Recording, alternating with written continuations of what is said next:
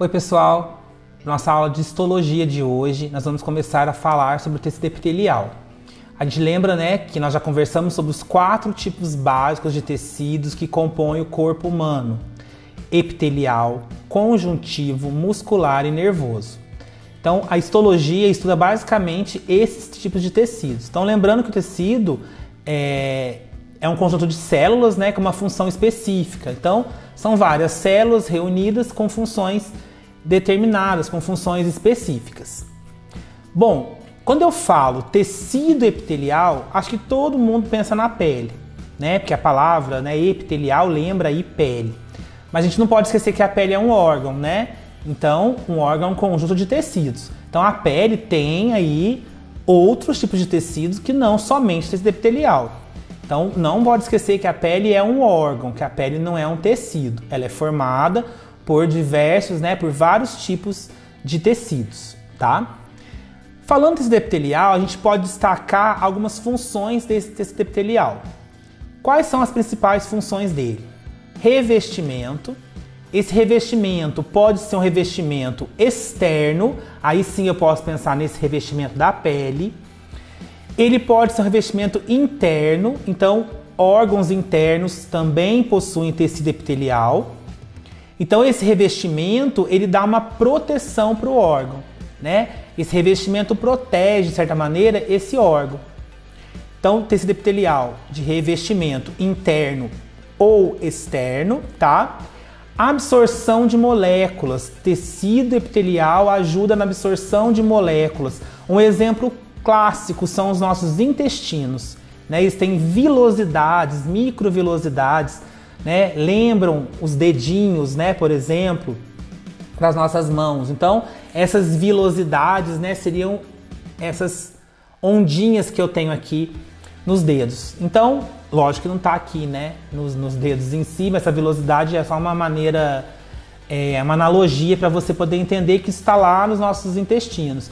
O intestino tem essa função, né, de absorção de nutrientes, absorção de água. Então, o epitelial é importante para a absorção desses compostos, né, a absorção desses nutrientes. Outra função importante do tecido epitelial é a função de secreção. Então, quando eu falo em glândula, eu falo em tecido epitelial. Glândula endócrina, glândula exócrina são exemplos de tecido epitelial. Então, resumindo basicamente aí, eu tenho 3 funções do tecido epitelial: o revestimento e, consequentemente, a proteção, a absorção de moléculas, tá? No caso, a gente pode citar aí alguns nutrientes, e a secreção. Quando eu falo secreção, eu estou pensando em glândula, né? A glândula sendo endócrina ou a glândula sendo exócrina, tá? Bom, características agora do tecido epitelial. Ele tem algumas características importantes, né? As mais importantes se referem à característica histológica dele, ou seja, como que esse tecido epitelial se apresenta para nós. As células são justapostas. O que é uma célula justaposta? É uma célula em cima da outra, uma célula do lado da outra. O que significa uma célula ser justaposta?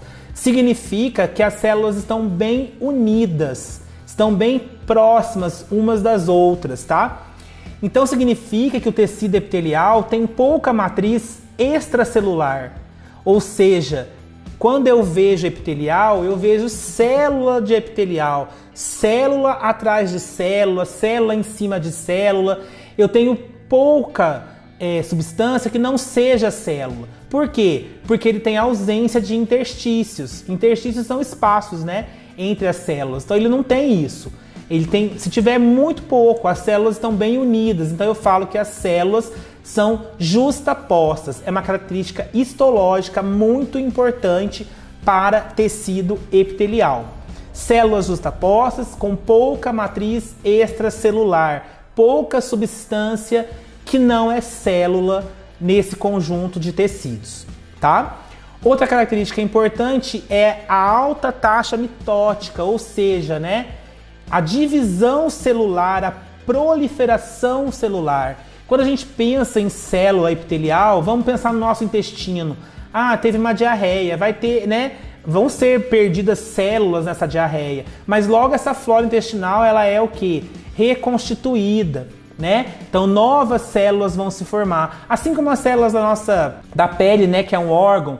Agora a gente deita para dormir, por exemplo, essas células superficiais aqui, ó, elas se perdem no banho, né? Quando você seca, depois na toalha, no próprio lençol, você vai perdendo essas células e elas vão se regenerando. Então eu falo que é um tecido que se prolifera muito rápido. Então ele tem uma alta taxa de mitose, é uma alta taxa de divisão celular.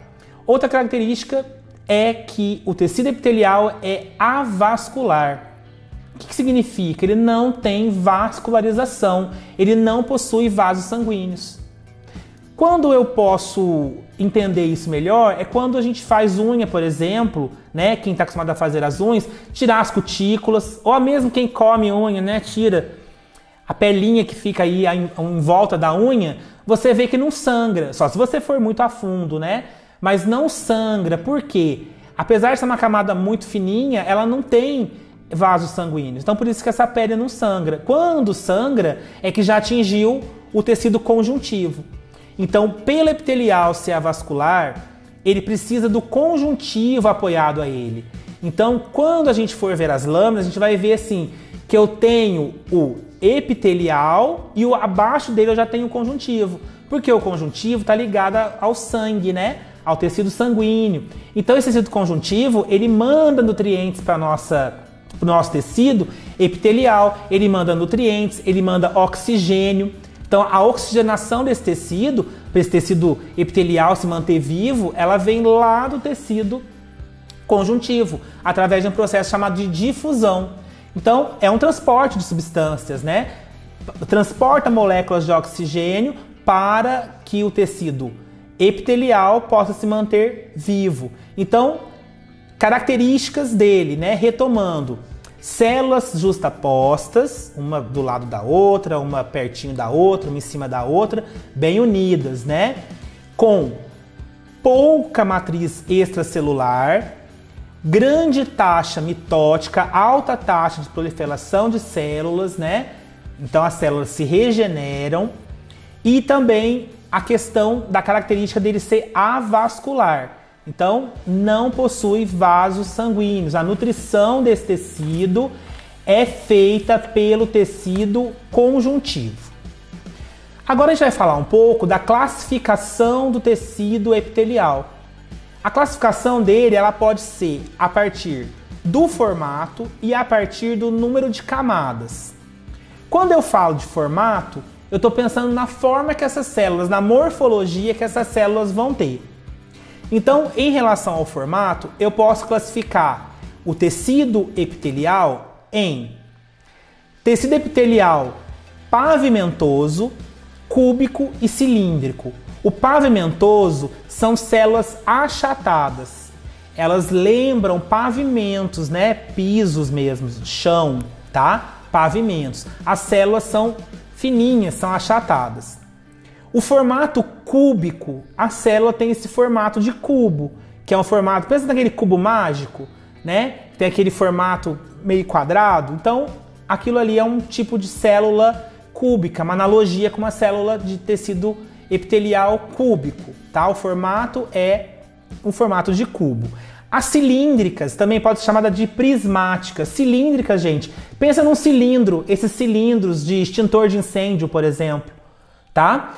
É um exemplo de formato, uma analogia para você pensar no formato de uma célula prismática ou cilíndrica. O nome já diz muito do seu formato também, tá? Então, pavimentoso, o formato pode ser tecido epitelial pavimentoso, cúbico ou cilíndrico. Isso é em relação ao formato. Em relação ao número de camadas, que é uma outra forma de classificar, eu posso ter o que eu chamo de tecido epitelial simples e estratificado. O simples é quando eu tenho uma única camada de células. Então, por exemplo, eu tenho aqui, ó, célula, célula, célula, célula. Uma fileirinha de células. É uma única camada de células. Mesmo que isso faça isso, né? Forme, por exemplo, um círculo, mas eu vou ter assim, ó, célula, célula, célula, célula, formando esse círculo, tá? Ou seja, o tecido epitelial simples possui uma única camada de células. O estratificado ficou fácil, né? Ele tem várias camadas de células, uma em cima da outra. Pensa em extrato de solo, né? O solo formado por pedra, areia. Então a gente, né, tem vários tipos de solo que são formados por vários tipos de camadas. São camadas, é uma analogia para você pensar também, tá? Camadas, quando eu tenho mais de uma camada de célula, então eu tenho aqui célula, célula, célula, célula. Opa, mais de uma camada, tecido epitelial estratificado. Se eu tiver uma única camada, tecido epitelial simples, tá? E lembrando que o formato pode ser pavimentoso, cúbico ou cilíndrico, tá? Além dessa classificação pelo número de camadas, a gente também tem uma classificação onde eu chamo o tecido epitelial de pseudo-estratificado. Pseudo é falso, tá? A palavra pseudo significa falso. Então, o que seria um falso estratificado? Quando eu olho ao microscópio, a impressão que me dá no primeiro momento é que ele é estratificado, ou seja, que ele é formado por mais de uma camada de células. Mas quando eu analiso isso com mais atenção, eu percebo que não. É uma única camada de células, mas o núcleo tem altura diferente. Então o que eu estou querendo dizer? Quando eu olho lá, citoplasma, núcleo. Um núcleo tem essa altura, outro núcleo tem essa, outro volta para maior, outro menor, outro maior, outro menor. Ou seja, né, como se fosse um zigue-zague. Quando eu bato o olho, eu imagino pela camada maior que eu tenho assim, ó, uma camada maior, uma camada menor. Mas na verdade não. São os núcleos das células que têm alturas diferentes. Então imagina uma coluninha com células, onde eu tenho núcleos altos, núcleos baixos, núcleos medianos, por exemplo, mas todos fazem parte da mesma camada. Então eu vou conceituar para vocês que o tecido pseudo, falso estratificado, pode aparecer em algumas lâminas, tá? Só que ele não vai ser estratificado. Por que que não? Porque o núcleo tem alturas diferentes. Então, o que diferencia um tecido estratificado de um pseudo-estratificado? O estratificado tem mais de uma camada de células. O pseudo, ele tem núcleos em alturas diferentes numa única camada de células. E para finalizar, a gente tem os tecidos epiteliais glandulares, as glândulas, né? Todo mundo já ouviu falar de glândula exócrina e glândula endócrina. Endo para dentro, exo para fora. Então, quando eu penso numa glândula exócrina, ela tem que liberar uma secreção. Então, se ela libera uma secreção, ela é caracterizada pela presença de um ducto, de um tubo, para liberar essa secreção fora da estrutura. Né? A gente conhece muito exemplo de exócrina, sudorípara, lacrimal. Então a gente pode pensar, né, nesses exemplos. Glândula mamária são exemplos, sim, de glândulas exócrinas. Né? Quando a gente pensa em endócrina, a gente pensa lá no fígado, no pâncreas, né? Endócrina não tem esse ducto. Por que que não tem esse ducto? Porque já é lançado na corrente sanguínea, né? Então já passa ali na corrente sanguínea e essa glândula já libera a secreção ali dentro mesmo dessa corrente sanguínea. Quando vai ser liberado para fora do órgão, no caso, né, ou do conjuntinho lá de tecidos, que seria o órgão, a gente tem essa classificação como sendo exócrina. Liberar, então, ter ducto, secreção é liberada, né? Para fora, exócrina, possui ducto. Quando a secreção é liberada para dentro, né, não precisa ter esse ducto, então a célula não tem o ducto. Então as glândulas endócrinas não possuem ductos. Eu falo isso porque nas lâminas que a gente vai avaliar, nós vamos ver quando que é exócrina e quando que é endócrina.